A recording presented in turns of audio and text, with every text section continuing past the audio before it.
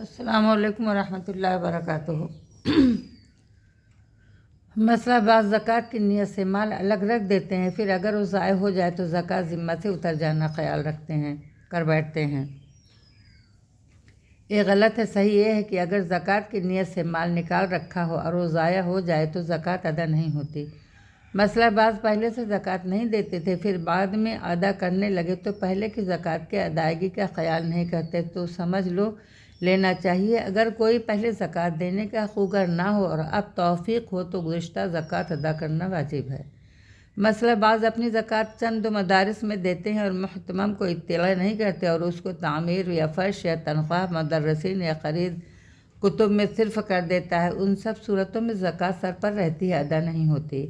مسئلہ بعض ہر سفیر اور ہر مدرسہ کو زکوٰۃ دے دیتے ہیں اور سمجھ لیتے ہیں کہ ہم نے زکوٰۃ ادا کر دی ہے، سو مدارس میں زکوٰۃ دینے کے لیے شرطیں ہیں۔ وہ یہ ہے کہ محتمم کو اطلاع کرے اور یہ کہ اس پر قلب مطمئن ہو کہ یہ غیر مصرف میں نہ صرف کرے گا تاکہ وہ مصرف میں صرف کر سکے اور کر دے، مثلا مستحق طلبہ کو دے دے کہ وہ اپنی خوراک پوشاک وغیرہ میں صرف کریں۔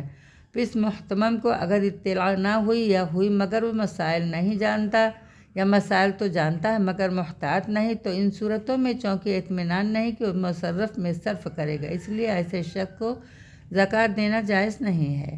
مسئلہ بہت سے لوگ زکوٰۃ ہی نہیں دیتے، سب سے بڑی غلطی اور سخت کوتاہی ہے۔ اس کی اصلاح یہ ہے کہ زکوٰۃ کی تاکید فرضیت کے نصوص اور اس کے ترک پر جو وعیدیں آئی ہیں ان کو دیکھیں، سنیں، غور کریں اور اس کا جو اصلی سبب بخل ہے اس کا علاج کریں۔ اس علاج کا حاصل مال کی محبت کا گھٹانا ہے، جس کی سب سے اچھی تدبیر موت کا بکثرت یاد کرنا اور یاد رکھنا ہے۔